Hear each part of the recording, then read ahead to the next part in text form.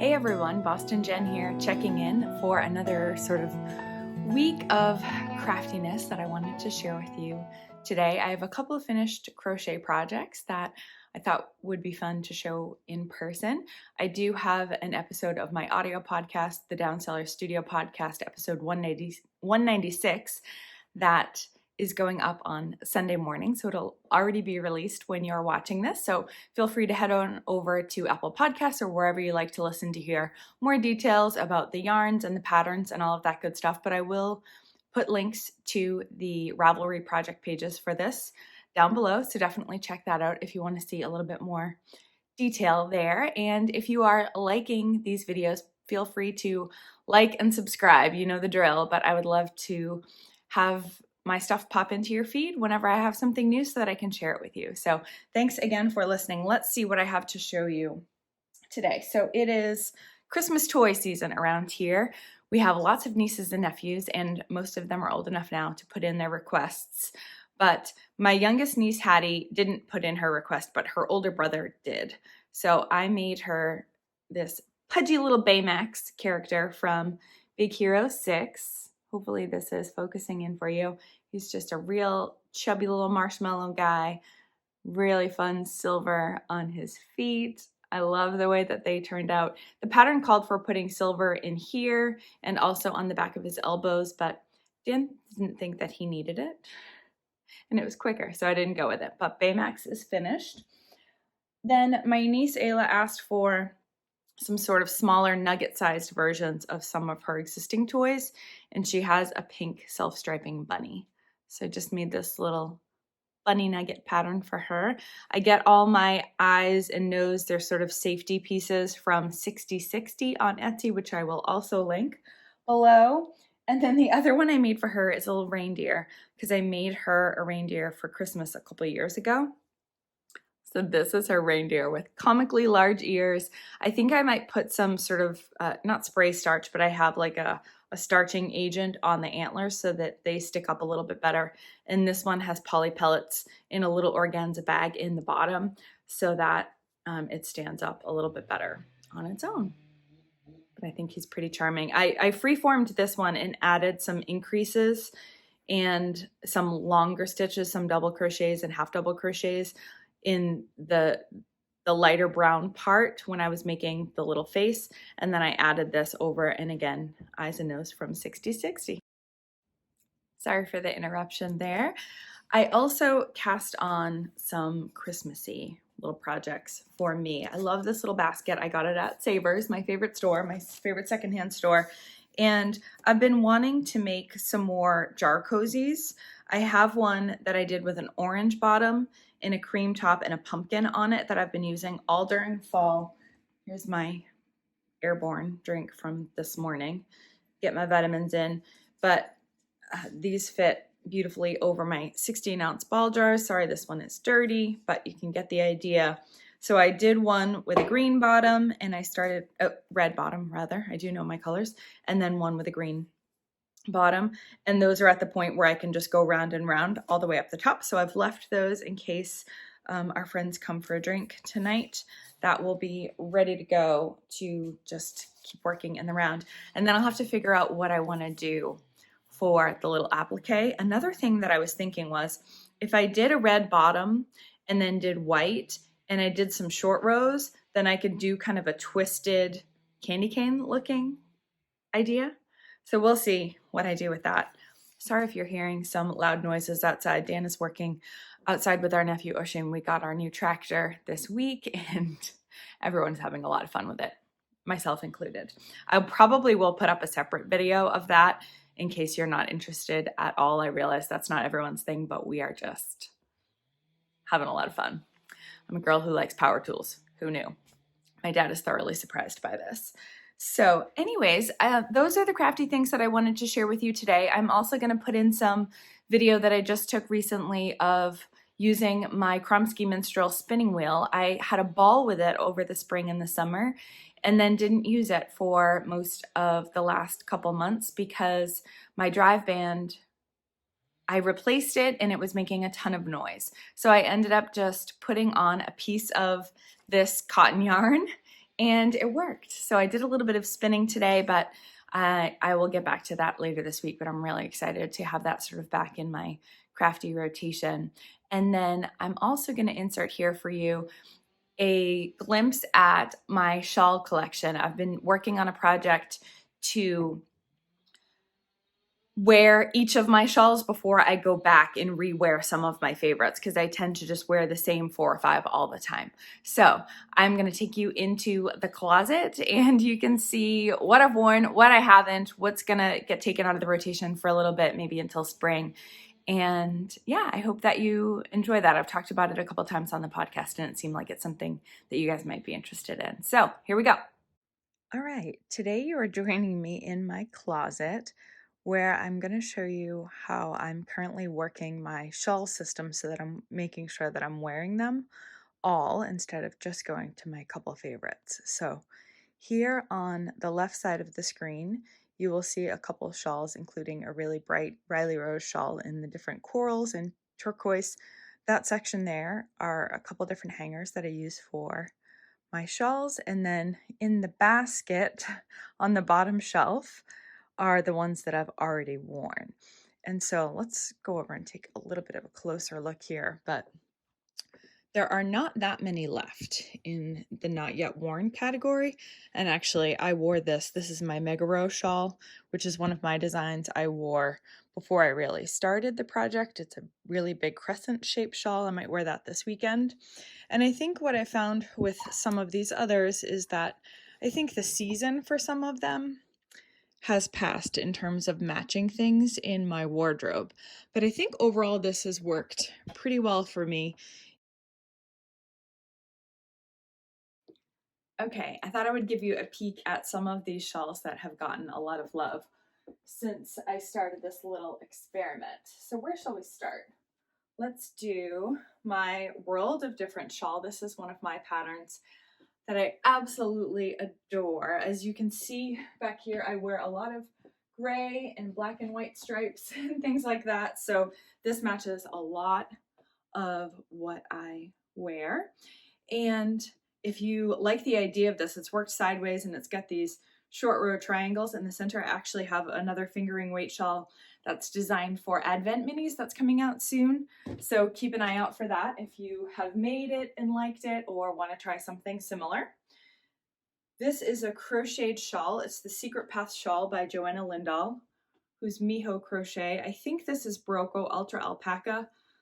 Love this one. Look at the baubles. The texture is just beautiful.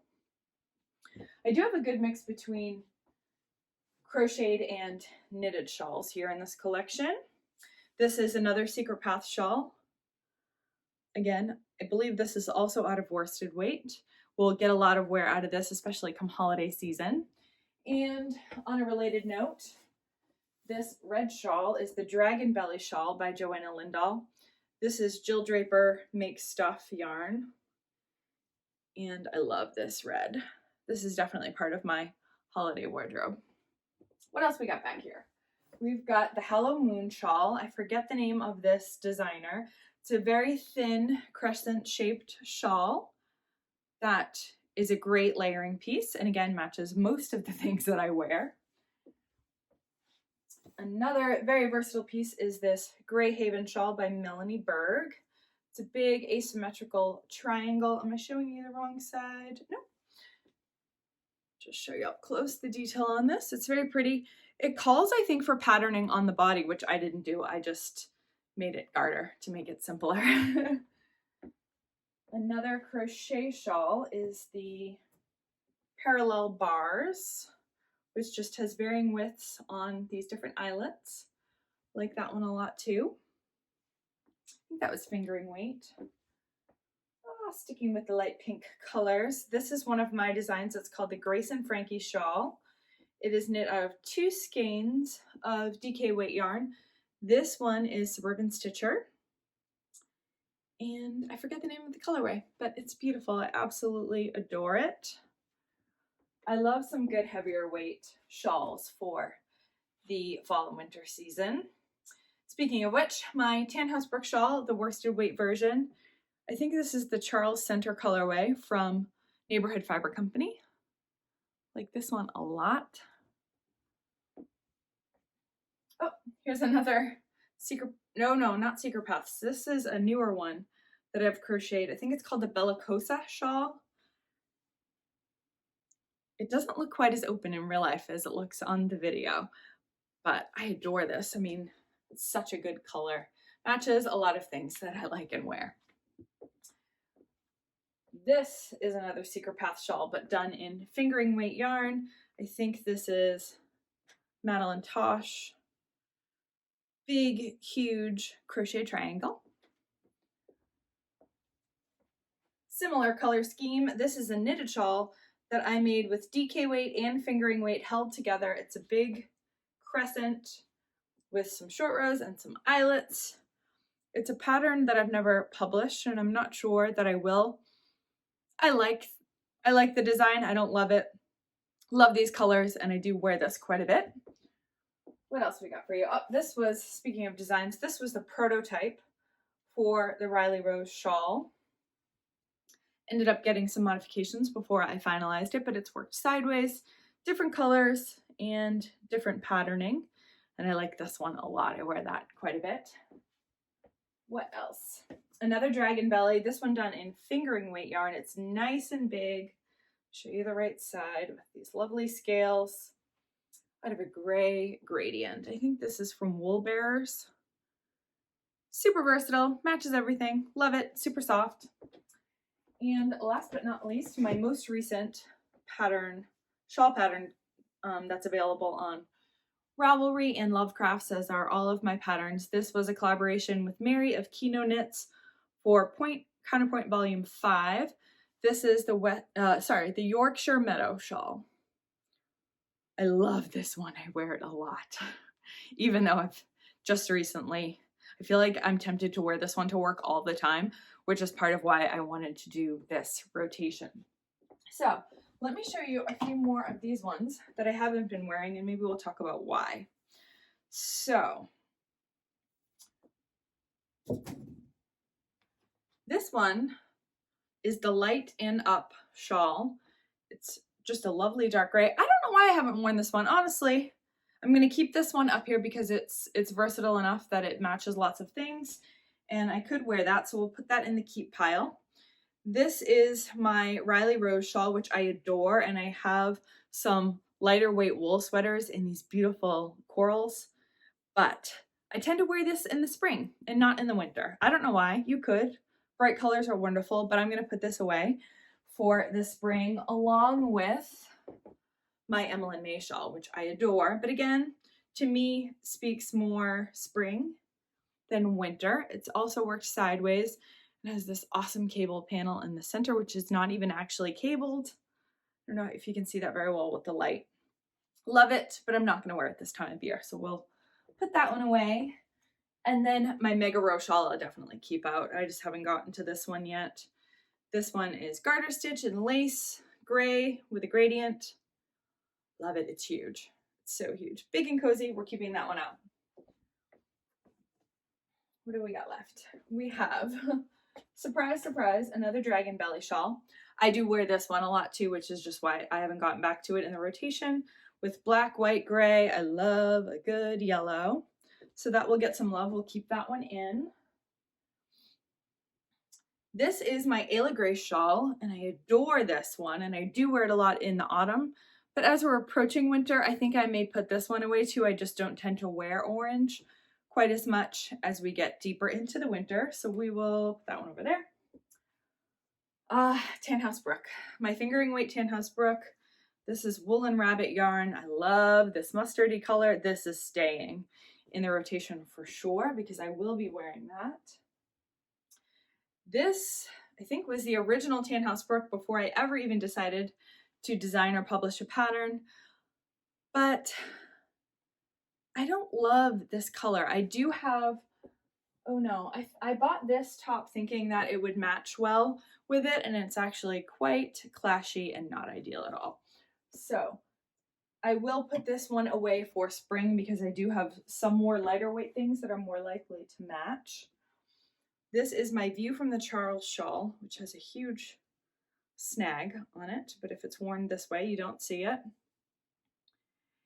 And this one I'm gonna keep out too. I found a cool way of wearing it, which of course I can't remember. It was meant to be worn this way, and it has a keyhole so that you can put this end through, which I enjoy. But I found a way of wearing it upside down, and I don't remember what that is, but when I figure it out, I will make a video and show you. This one is technically my mom's. This is her Riley Rose shawl. And she hadn't been wearing it because she doesn't wear a lot of things that have this like oatmeal color in it. So I borrowed it, and it actually looks quite nice with this Wadayuka pullover here. So I will keep that one out for me to wear. This was my original of my Go With The Flow design. My camera definitely just cut out there. So I just wanted to say this one is made with handspun from my friend Emily. It's super special to me, and I wear it a lot during the Christmas season. So that is staying in the rotation. And then, oh, last but not least, this one was clearly just hidden. I wear this a lot at Christmas time as well. This is another Tannhaus Brook shawl in fingering weight yarn with Neighborhood Fiber Company. I think it's the Rock Creek Park colorway. Really beautiful. I love this one. So not too shabby. So I have one, 2, 3, 4, 5, 6, 7, 8. So I've got about another week's worth of shawls that I haven't gotten to yet, but this is good reminder to me of that these are still things that I do enjoy wearing, and I'm going to get to that this week. Now, some of you have liked hearing about the concept of this when I've talked about it on the Downseller Studio podcast. So thank you. I think the hashtag that we came up with for this is hashtag Wear All the Handmaids. I don't remember exactly, but I'm going to post it below. And I would love it if you joined in. Now, some folks have said that they are going to do this with their hand knit socks, and I think that I should join in on this. I recently just did a whole cleanup of my dirty socks, and this is my bin of socks for me. I have a lot of socks. So I think I'm going to do the same thing and move them from here back into that empty bin once they've been worn after I wash them. But I'll put them back in there so that they don't end up in here. And I'm not going to get through all these before Christmas, I'm realizing. I also keep my Christmas socks separately, my hand knit Christmas socks. Those are still down cellar. So I have a lot to get to, but it would be nice to not just keep going for the same ones over and over again. And maybe I should put these at the bottom of this bin so that I'm picking from the ones on the bottom to wear first. So that is going to be my plan. If you would like to join us, I would absolutely love that. So thank you for coming on a little tour of my hand knits in my closet, and I will catch up with you again soon. Bye-bye.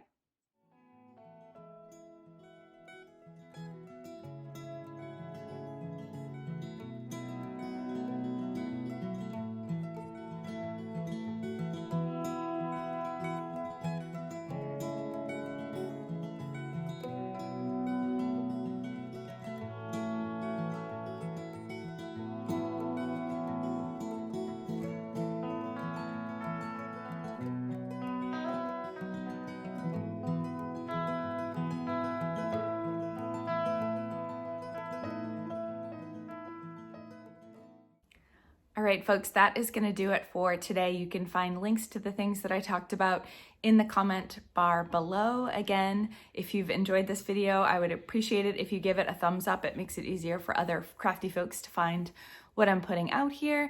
And don't forget to check out the Downseller Studio audio podcast if that's something that you haven't checked out yet. I would love to have you over there. I record episodes about twice a month. And yeah, I share all the details of all the crafty things, including knit-alongs and all sorts of other stuff that's happening in the Downseller Studio universe. So I hope that you've had a great week, and I will talk to you again soon. Bye-bye.